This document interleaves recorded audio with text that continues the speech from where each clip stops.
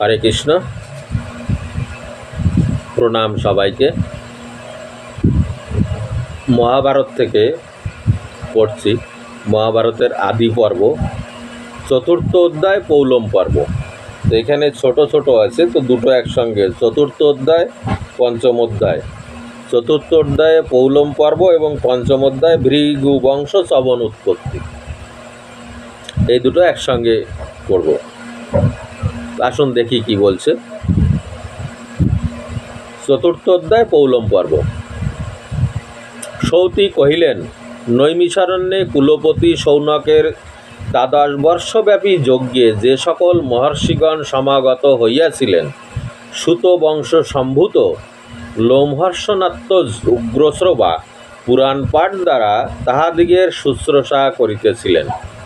মানে এই ভাগবতীয় কথা শ্রবণ করানোও একটা শুশ্রূষা বা সেবা, এখানে সেটাই বলছে। উগ্রশ্রবা কৃতাঞ্জলি পুটে তাহাদিগকে নিবেদন করিলেন, হে মহর্ষিগণ, উতঙ্ক চরিত আদ্যপান্ত কহিলাম, এক্ষণে আপনারা আর কি শ্রবণ করিতে ইচ্ছা করেন আজ্ঞা করুন। মুনিগণ কহিলেন, হে লোমহর্ষণ নন্দন, আমরা প্রসঙ্গক্রমে তোমাকে যখন যে কথা জিজ্ঞাসা করিব তুমি সেই সমুদায় বর্ণনা করিও। কিন্তু কুলপতি শৌনক এক্ষণে অগ্নিশরণে অবস্থিতি করিতেছেন। তিনি সুরাসুর মনুষ্য সর্প গন্ধর্বদিঘটিত বিচিত্র অলৌকিক বৃত্তান্ত জানেন। বিদ্বান, কর্মদক্ষ, ব্রতপরায়ণ, বেদ বেদান্ত শাস্ত্রে পারদর্শী, সত্যবাদী, শান্তি গুণালম্বী, তপনিরত সেই মহর্ষি আমাদিগের সকলেরই মান্য। তাহার অপেক্ষা করা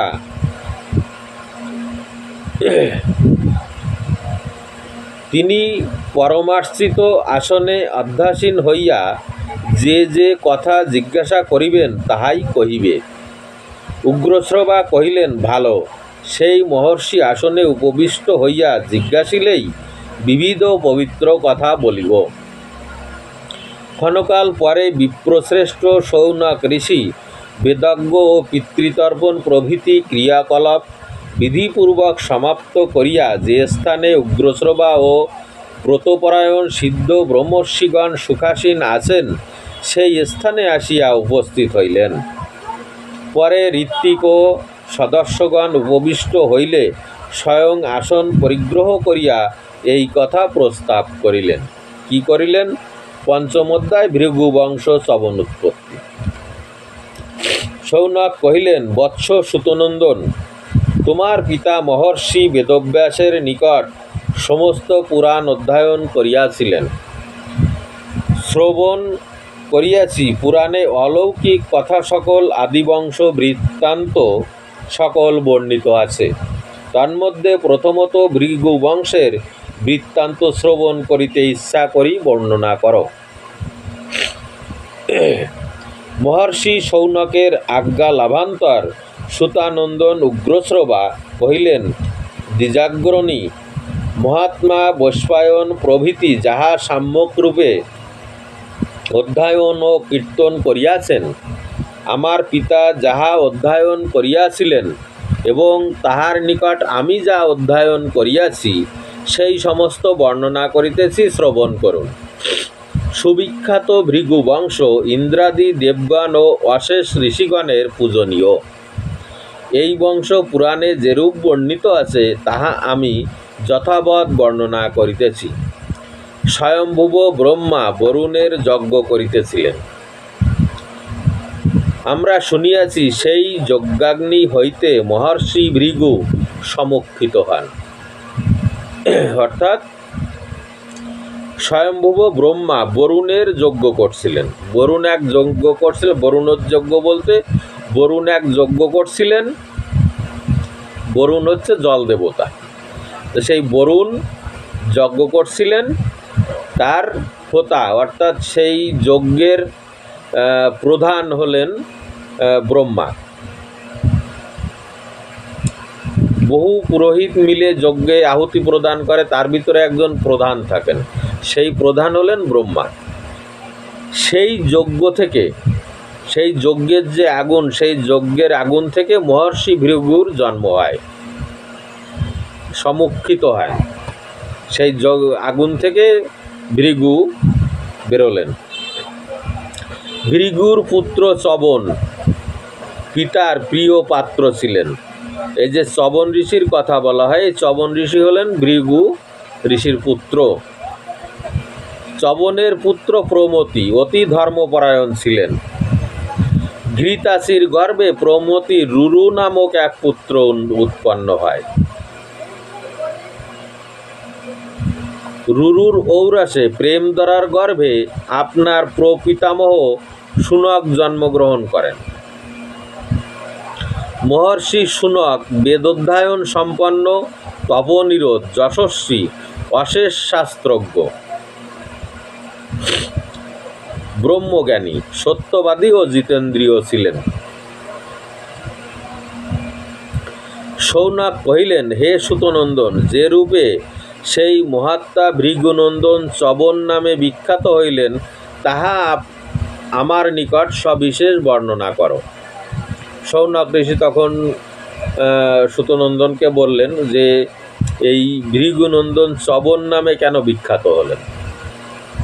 উগ্রশ্রবা তখন কহিলেন, মহাত্মা ভৃগুর পুলমা নামী প্রিয়তমা ধর্মপত্নী ছিলেন। ভৃগুর স্ত্রীর নাম পুলমা। তিনি ওই মহর্ষির সহযোগে গর্ভিণী হয়েন। একদা ধার্মিকাগ্রগণ্য মহর্ষি ভৃগু স্নানার্থে গমন করিলে পুলমা নামে এক রাক্ষস তার আশ্রমে উপস্থিত হইল। ওই পাপাত্মা আশ্রমে প্রবেশপূর্বক ভৃগু গৃহিণীর মনোহারিণী মূর্তি দর্শনে কন্দর্পস্বরে জর্জরিত ও মূর্ছিত প্রায় হইল। এই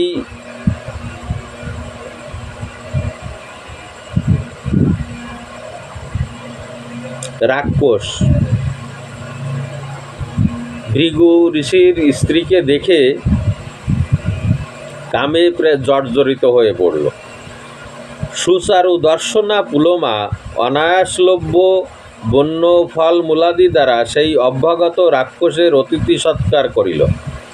দুর্বৃত্ত রাক্ষস কুসুম স্বরের বিষম স্বরে নিতান্ত উদ্ভ্রান্ত চিত্ত হইয়া এই বরবর্ণিনীকে হরণ করিব এইরূপ সংকল্প করিবা মাত্র সতিশয় হৃষ্টমনা হইল। তখনও ভাবল যে এখানে কেউ নেই, একে তাহলে আমি হরণ করব। পুলমা রাক্ষস পূর্বে এই সুচারু হাসিনী কন্যাকে ভার্যা রূপে বরণ করিয়াছিল, কিন্তু কন্যার পিতা তাহাকে না দিয়া মহাত্মা ভৃগুকে বিধিপূর্বক কন্যা সম্প্রদান করেন। অর্থাৎ এই পুলমার পিতার কাছে এই পুলমা রাক্ষস একবার বিয়ের প্রস্তাব দিয়েছিলেন, কিন্তু পুলমার পিতা তাতে রাজি হয়নি। রাজি না হয়ে এই ভৃগ মুনির সঙ্গে পুলমার বিবাহ দেয়। সে অন্যায় কার্যের অনুষ্ঠান তাহার মনে সর্বদা জাগরুক ছিল, কারণ তাকে দেয়নি, সেটা তার কাছে অন্যায় মনে হয়েছে। এখন সে অবসর পাইয়া হরণ করিতে অভিলাষ করিল। এখন দেখছে যে একা পেয়েছি, অতএব একে আমি হরণ করে নিয়ে যাব। রাক্ষস পুলমা হরণে কৃতনিশ্চয় হইয়া অগ্নিশরণস্থ প্রজ্বলিত হুতাসন সমীপে গমনপূর্বক জিজ্ঞাসা করিল। ভৃগু ঋষির আশ্রমের সম্মুখেই সর্বক্ষণ অগ্নি প্রজ্বলিত থাকত, এবং সব ঋষির আশ্রমেই দরজার মুখে অগ্নি প্রজ্বলিত থাকত সর্বক্ষণ। এই রাক্ষস পুলমা তখন সেই অগ্নির কাছে গিয়ে জিজ্ঞাসা করল, হে হুতাসন, তুমি সর্বদেবগণের মুখ্য। বললেন, তুমি সর্বদেবগণের মুখ্য, যত দেবতা আছে বড়। তোমাকে জিজ্ঞাসা করিতেছি, সত্য করিয়া বলো, এই সুন্দরী কাহার ভার্যা? আমি পূর্বে এই কামিনীকে সিংহ সহচারিণী করিব বলিয়া বরণ করিয়াছিলাম, কিন্তু ইহার পিতা আমাকে কন্যা দান না করিয়া ভৃগুকে সম্প্রদান করেন। আমি প্রস্তাব দিয়েছিলাম, কিন্তু এর পিতা আমাকে না দিয়ে ভৃগুকে দিলেন। অতএব যদি এই নির্জনবাসিনী বরবর্ণিনা ভৃগুর ভার্যা হয়, তবে বলো, আমি আশ্রম হইতে ইহাকে অপহরণ করিব। যদি এই ভৃগুর ভার্যা স্ত্রী হয়, তাহলে আমি একে নিয়ে চলে যাব। ভৃগু যে আমার পূর্ব প্রার্থিত সুরূপা রমণীর পানিগ্রহণ করিয়াছে, সেই ক্রোধাগ্নিতে আমার হৃদয় অদ্যাপি দগ্ধ হইতেছে। ওর গায়ে জ্বালা। দুরাত্মা রাক্ষস ভৃগু পত্নী বিষয়ে এরূপ সন্দিগ্ধ চিত্ত হইয়া প্রজ্বলিত অগ্নিকে আমন্ত্রণ করিয়া পুনঃ পুনঃ জিজ্ঞাসা করিতে লাগল। অগ্নিকে আহ্বান করে বারবার এই কথা জিজ্ঞাসা করছেন। পরে সম্বোধন করিয়া কহিল, হে হুতাবহ, তুমি সর্বদা সর্বজীবের অন্তরে পাপ পুণ্যের সাক্ষীরূপে অবস্থিত করো। অগ্নি সর্বক্ষণ সর্বজীবের হৃদয়ে পাপ পুণ্যের হিসাব করিয়া থাকে। অতএব তোমাকে জিজ্ঞাসিতেছি, সত্য করিয়া বলো, পাপিষ্ঠ ভৃগু আমার পূর্ব প্রার্থিত ভার্যাকে গ্রহণ করিয়াছে। সেই কামিনী আমার হইতে পারে কিনা তোমার নিকট ইহার যথার্থ শ্রবণ করিয়া তোমার সাক্ষাতেই এই ভৃগু পত্নীকে হরণ করিব। যে সে এখন আমার স্ত্রী হতে পারে কিনা, এটা ঠিক কিনা সেটা বলো। অগ্নি রাক্ষসের জিজ্ঞাসানন্তর এক পক্ষে মিথ্যাকথন ও পক্ষান্তরে ভৃগু সাপ এই উভয় সংকটে পতিত হইয়া অতিশয় ভীত হইলেন। একদিকে ভাবছে যে মিথ্যা বলবো, আবার ভাবছে যে ভৃগু সাপ দেবে, তাতে তো আমি বাঁচতে পারবো না।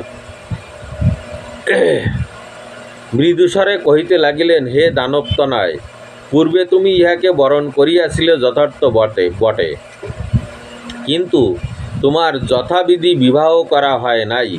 এই নিমিত্ত যশস্বিনী পুলমার পিতা সৎপাত্র লাভে ইহাকে ভৃগুর হাতে সমর্পণ করেন। তুমি প্রস্তাব দিয়েছিলে, কিন্তু তোমার বিয়ে তো হয়নি। কিন্তু পুলমার পিতা ভৃগুকে সৎপাত্র পেয়ে তার হাতে তাকে সমর্পণ করেছে। মহাতপা ভৃগু বেদবিধিপূর্বক আমার সমক্ষে ইহার পানি গ্রহণ করিয়াছে। কিন্তু মহাতপা ভৃগু মুনি বেদবিধিপূর্বক আমার সামনেই একে বিয়ে করেছে।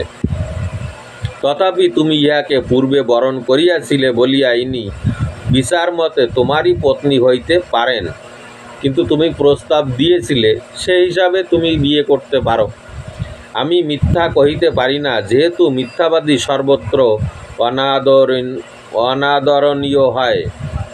কারণ মিথ্যাবাদী কখনো আদরীয় হয় না।